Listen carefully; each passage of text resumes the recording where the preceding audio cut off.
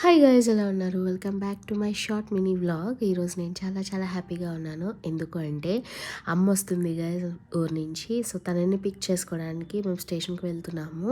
కానీ train 1 hour late అంట. ఏం చేయాలో తెలియక ఆ 1 అవర్ స్పెండ్ చేయడానికి డామినోస్కి వెళ్ళిపోయాం, దగ్గరలో ఉన్న డామినోస్కి. సో అక్కడ పిజ్జా ఇంకా టాకోస్ ఆర్డర్ చేసుకున్నాము, ఇంకా కొంచెం పాప్కార్న్. సో అదైతే తింటున్నాను. అమ్మ వస్తుందన్న ఆనందంలో నాకు ఆకలి కూడా వేయలేదు.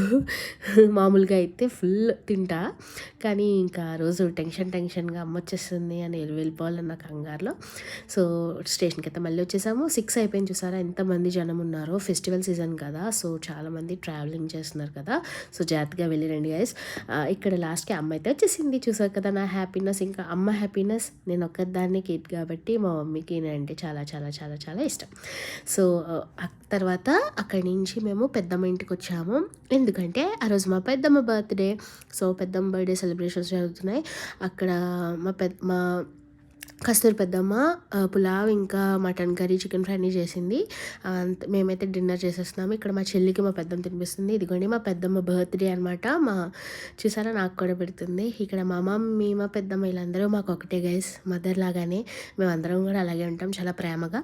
లాస్ట్కి మా పెద్దమ్మ జున్నుతో అయితే కంప్లీట్ చేసేసాము. చాలా బాగుంది. ఈ వీడియో నచ్చితే లైక్ చేయండి. Thank you.